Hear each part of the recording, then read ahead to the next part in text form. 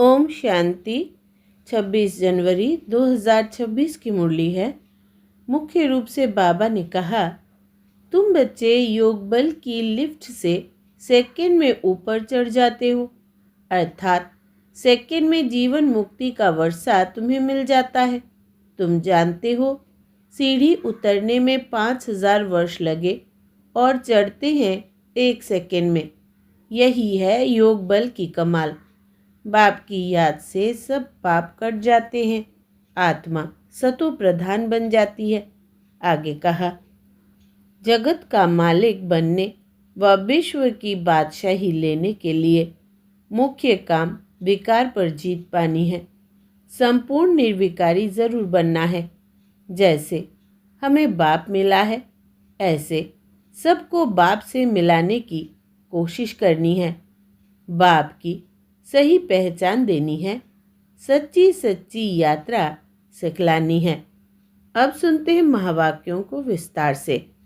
बाबा ने कहा, मीठे बच्चे, तुमने आधा कल्प जिसकी भक्ति की है, वही बाप खुद तुम्हें पढ़ा रहे हैं। इस पढ़ाई से ही तुम देवी देवता बनते हो। प्रश्न है, योग बल के लिफ्ट की कमाल क्या है? उत्तर, तुम बच्चे योग बल की लिफ्ट से सेकंड में ऊपर चढ़ जाते हो, अर्थात सेकंड में जीवन मुक्ति का वर्षा तुम्हें मिल जाता है। तुम जानते हो सीढ़ी उतरने में 5000 वर्ष लगे और चढ़ते हैं 1 सेकंड में। यही है योग बल की कमाल। बाप की याद से सब पाप कट जाते हैं, आत्मा सतो प्रधान बन जाती है। ओम शांति। रूहानी बाप रूहानी बच्चों को बैठ समझाते हैं। रूहानी बाप की महिमा तो बच्चों को सुनाई है। वो ज्ञान का सागर, सत्य चित्त आनंद स्वरूप है, शांति का सागर है। उनको सब बेहद की शिफ्तें दी जाती है। अब बाप है ज्ञान का सागर, और इस समय जो भी मनुष्य है सब जानते हैं हम भक्ति के सागर है। भक्ति में जो सबसे तीखा होता है उनको मान मिलता है। इस समय कलयुग में है भक्ति दुख, सतयुग में है ज्ञान का सुख। ऐसे नहीं कि वहाँ ज्ञान है तो यह महिमा सिर्फ एक ही बाप की है और बच्चों की महिमा भी है, क्योंकि बाप बच्चों को पढ़ाते हैं अथवा यात्रा सिखलाते हैं। बाप ने समझाया है 2 यात्राएं हैं। भक्त लोग तीर्थ करते हैं, चारों तरफ चक्र लगाते हैं, तो जितना टाइम चारों तरफ चक्र लगाते हैं उतना टाइम बेकार में नहीं जाते हैं। शराब आदि छी कोई चीज़ नहीं खाते पीते हैं। कभी बद्रीनाथ कभी काशी चक्र लगाते हैं, भक्ति करते हैं भगवान की। अब भगवान तो एक होना चाहिए ना, सब तरफ तो चक्र नहीं लगाना चाहिए ना। शिव बाबा के तीर्थ का भी चक्र लगाते हैं। सबसे बड़ा बनारस का तीर्थ गाया हुआ है, जिसको शिव की पूरी कहते हैं। चारों तरफ जाते हैं, परंतु जिनका दर्शन करने जाते हैं अथवा जिनकी भक्ति करते हैं उनकी बायोग्राफी ऑक्यूपेशन का किसको पता नहीं। इसलिए उनको कहा जाता है अंधश्रद्धा। किसकी पूजा करना, माथा टेकना और उनकी जीवन कहानी को ना जानना, उसको कहा जाता है ब्लाइंड फेथ। घर में भी मनाते हैं, देवियों की कितनी पूजा करते हैं। मिट्टी की व पत्थर की देवियां बनाए उनको बहुत श्रृंगारते हैं। समझो लक्ष्मी का चित्र बनाते हैं। उनसे पूछो इनकी बायोग्राफी बताओ तो कहेंगे सतयुग की महारानी थी, त्रेता की फिर सीता थी।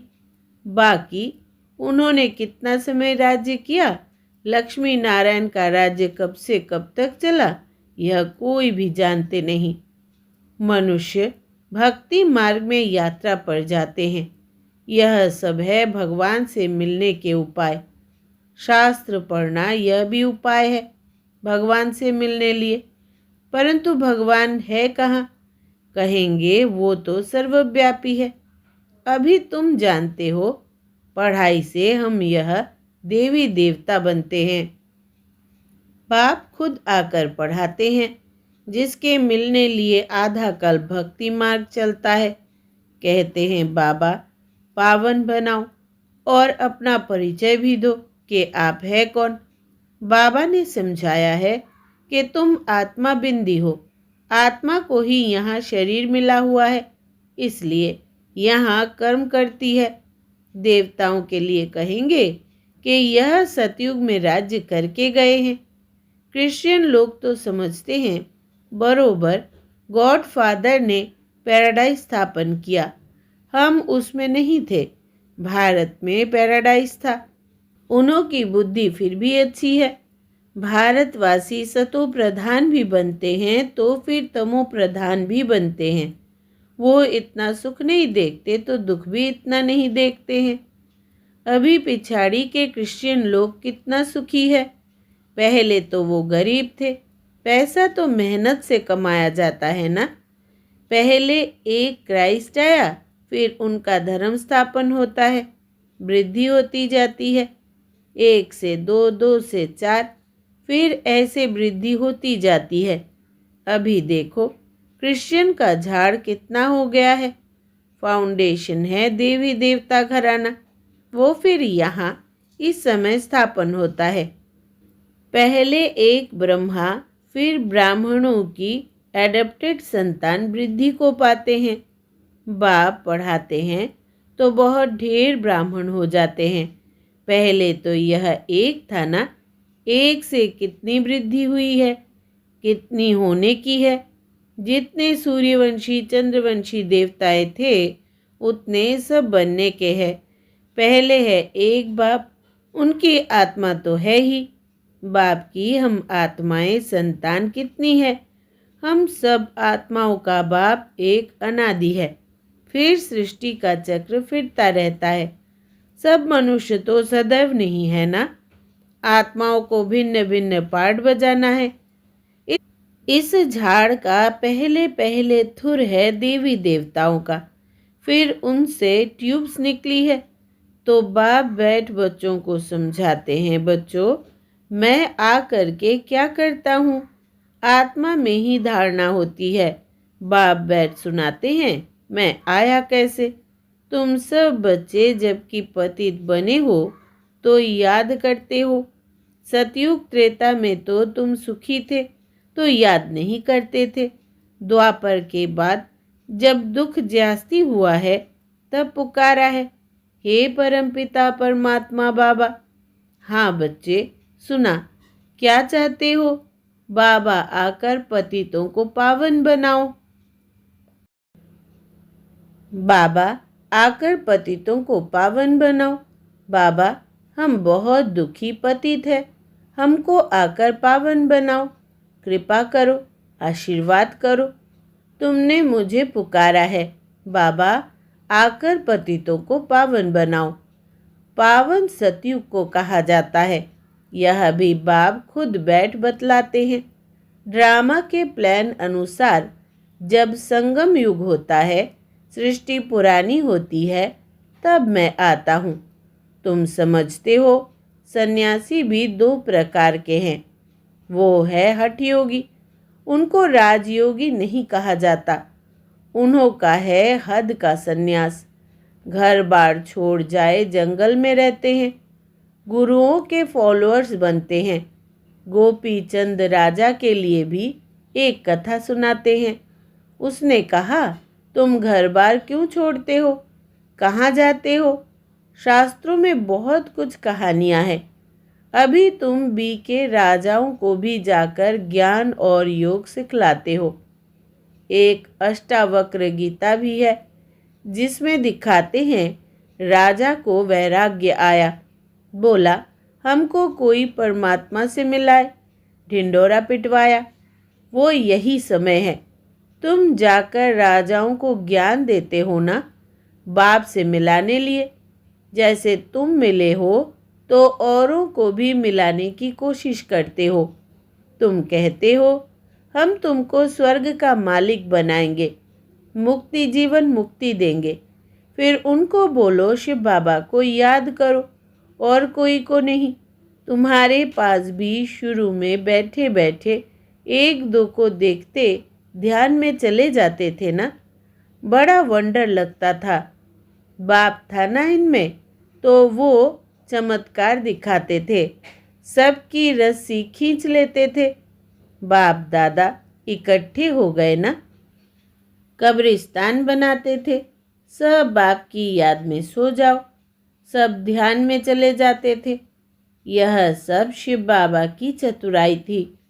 उसको फिर कई जादू समझने लगे। यह था शिव बाबा का खेल। बाप जादूगर, सौदागर, रत्नागर है ना, धोबी भी है, सोनार भी है, वकील भी है, सबको रावण की जेल से छुड़ाते हैं। उनको ही सब बुलाते हैं, हे पतित पावन, हे दूर देश के रहने वाले, हमको आकर पावन बनाओ। आओ भी पतित दुनिया में, पतित शरीर में आकर हमको पावन बनाओ। अभी तुम उनका भी अर्थ समझते हो। बाप आकर बतलाते हैं, तुम बच्चों ने रावण के देश में हमको बुलाया है। मैं तो परमधाम में बैठा था ना, स्वर्ग स्थापन करने के लिए मुझे नर्क रावण के देश में बुलाया कि अब सुखधाम ले चलो। अभी तुम बच्चों को ले चलते हैं ना। तो यह है ड्रामा। मैंने जो तुमको राज्य दिया था वो पूरा हुआ। फिर द्वापर से रावण राज्य चला है, 5 विकारों में गिरे। उनके फिर चित्र भी है जगन्नाथपुरी में। पहले नंबर में जो था वही फिर 84 जन्म ले अब पिछाड़ी में है। फिर उनको ही पहले नंबर में जाना है। यह ब्रह्मा बैठा है, विष्णु भी बैठा है। इनका आपस में क्या कनेक्शन है, दुनिया में कोई नहीं जानते। ब्रह्मा सरस्वती भी असल में सतयुग के मालिक लक्ष्मी नारायण थे, अभी नरक के मालिक है। अभी यह तपस्या कर रहे हैं, यह लक्ष्मी नारायण बनने के लिए। दिलवाड़ा मंदिर में पूरा यादगार है। बाप भी यहाँ ही आए हैं, इसलिए अब लिखते भी है, आबू सर्व तीर्थों में, सब धर्मों के तीर्थों में मुख्य तीर्थ है, क्योंकि यहाँ ही बाप आकर सर्व धर्मों की सद्गति करते हैं। तुम शांति धाम होकर फिर स्वर्ग में जाते हो, बाकी सब शांति धाम में चले जाते हैं। वो है जड़ यादगार, यह है चैतन्य। जब तुम चैतन्य में वो बन जाएंगे तो फिर यह मंदिर आदि सब खत्म हो जाएंगे। फिर भक्ति मार्ग में यह यादगार बनाएंगे। अभी तुम स्वर्ग की स्थापना कर रहे हो।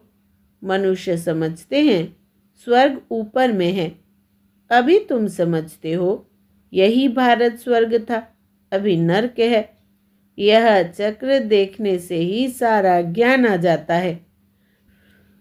द्वापर से और धर्म आते हैं तो अभी देखो कितने धर्म है।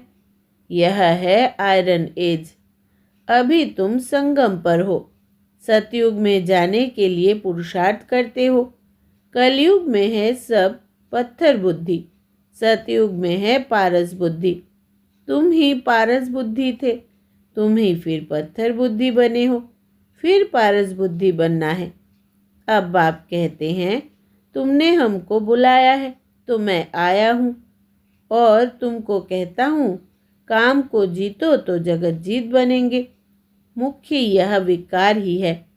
सतयुग में है सब निर्विकारी, कलयुग में है विकारी। बाप कहते हैं, बच्चे अब निर्विकारी बनो। 63 जन्म विकार में गए हो, अब यह अंतिम जन्म पवित्र बनो। अभी मरना भी सबको है। मैं स्वर्ग स्थापन करने आया हूँ तो अब मेरी श्रीमत पर चलो। मैं जो कहूँ वो सुनो।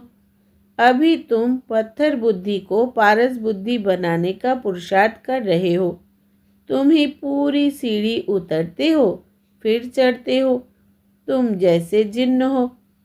जिन की कहानी है ना, उसने बोला काम दो तो राजा ने कहा अच्छा, सीढ़ी उतरो और चढ़ो।